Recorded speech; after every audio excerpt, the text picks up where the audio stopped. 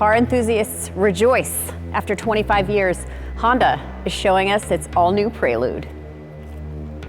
I'm happy.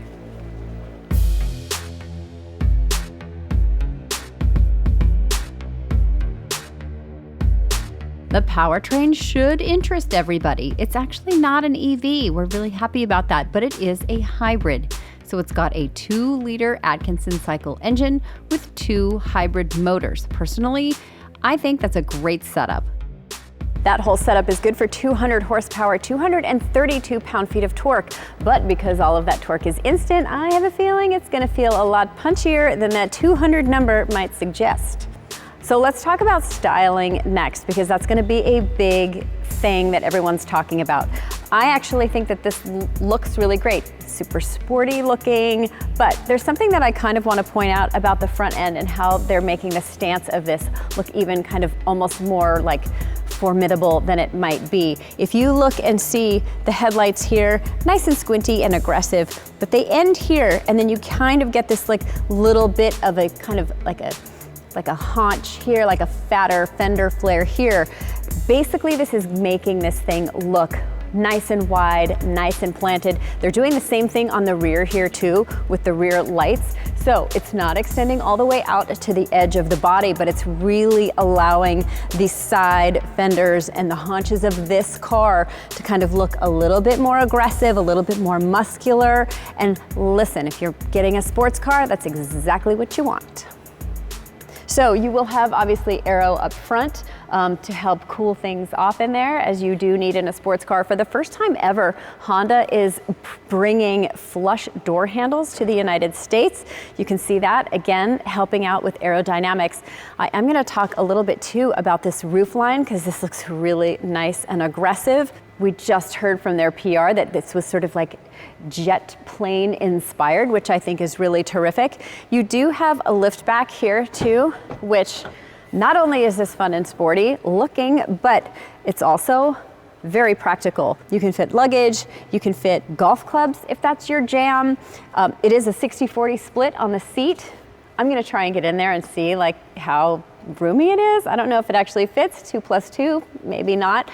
But I do like the effort that they're making to try and not just make this kind of a one-trick pony. Instead of this being sort of talked about as like a pure sports car, they are marketing this as a GT, so more of a grand touring car, something that you could 100% daily drive. The Prelude is going to be available in 5 colors. This white is the only one that will have the option of a 2-toned roof. And by roof, I just mean kind of this section here. The blue is gorgeous. I love that. It's also going to come in a black, in a red, and a gray color. I don't have all the fancy pearly names that they have because that's just too much for my pea brain. But the correct colors, especially that blue, it's so fabulous. Look at that. That thing's hot. Okay, let's talk about all the things that are underneath that styling now. So the Prelude, this is really exciting, is gonna share some components with the Civic Type R, specifically that front suspension that makes it so much fun to drive. It's gonna get the dual axle strut system and adaptive dampers. 4 piston Brembos are gonna help you stop all of your fun adventures. 13.8-inch rotors up front, 12 in the rear. Standard, you're gonna get these 19-inch Berlina black wheels. Not 100% a fan of black glossy things, but you also have the option of these wheels over here. Kind of like this pattern a little bit better. I do like that you have options, so you can style it the way you want to. Since we're under here, this is the first hybrid that gets Honda's high-performance chassis. And again, those adaptive dampers, I mean, how can you complain? So yes, while it does share some architecture with the Civic Type R, it does actually have a shorter wheelbase than that car does. I don't know exactly by how much, but that's something that will be forthcoming. There are 4 drive modes that you're going to be able to enjoy: Comfort, GT, Sport, and Individual. And because those dampers are adaptive, you really should be able to feel a difference in each one of those drive modes. So this is the hybrid setup. It has direct drive, which means that the engine really is there to charge the batteries. It does operate and move the wheels, but only when you're driving at kind of constant highway speeds. So don't look for a traditional transmission on this one. The other thing that I will say is there are now more regenerative driving settings. So you should be able to have a true one-pedal driving experience. That'll be really great to see when we get there. The one thing that you are going to get that is kind of new for Honda is this S Plus.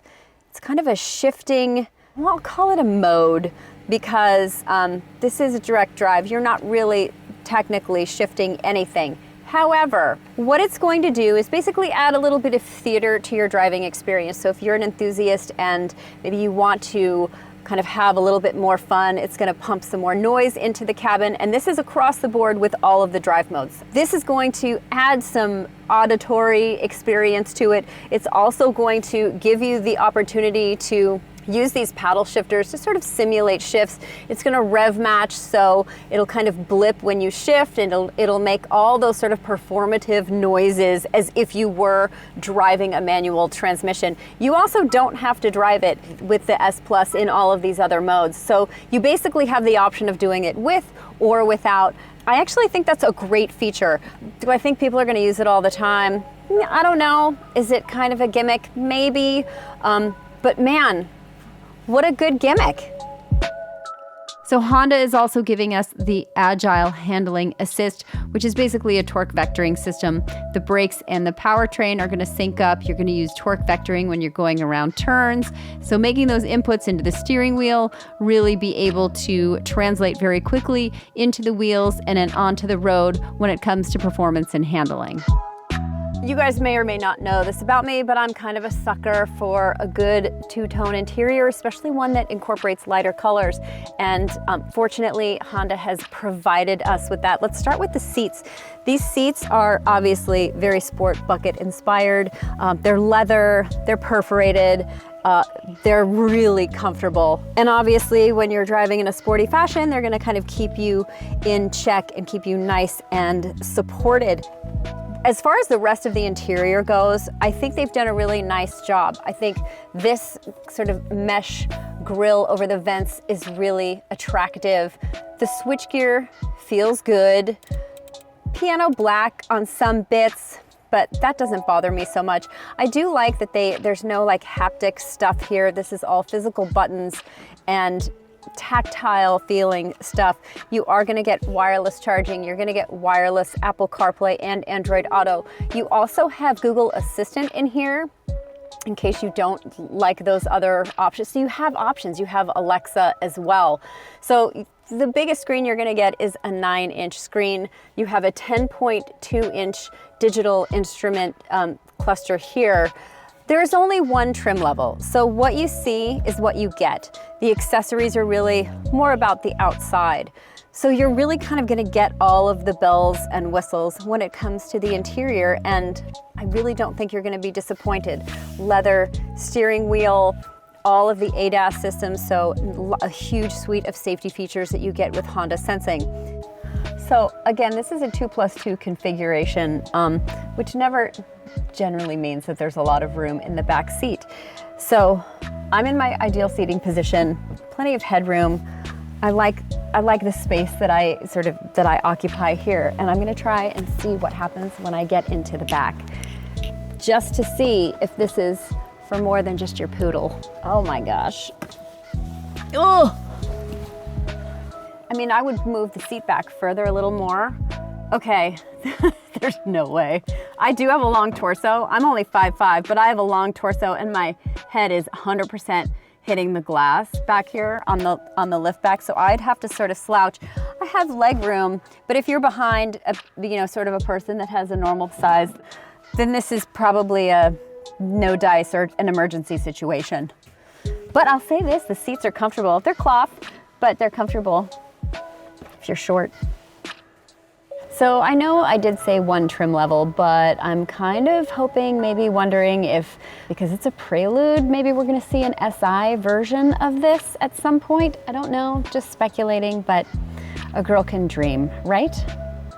Also, I know that there are probably a lot of enthusiasts and car fans watching this right now, but do you know that 80% of you are not subscribed to the Kelley Blue Book YouTube channel? What the hell?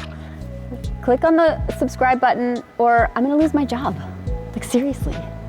If you are fortunate enough to have a vintage Prelude, but you're looking for somebody to fix it, click on the link above.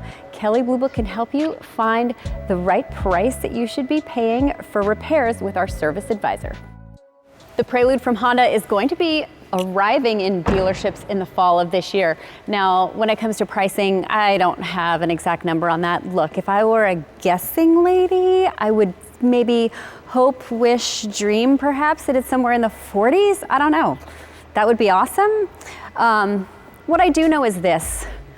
1980s Lynn is super, super excited. Anytime anybody brings like a passion project or a sports coupe into the conversation, especially right now, you're doing everybody a solid, including yourself when it comes to your loyal fans and how everybody feels about your brand.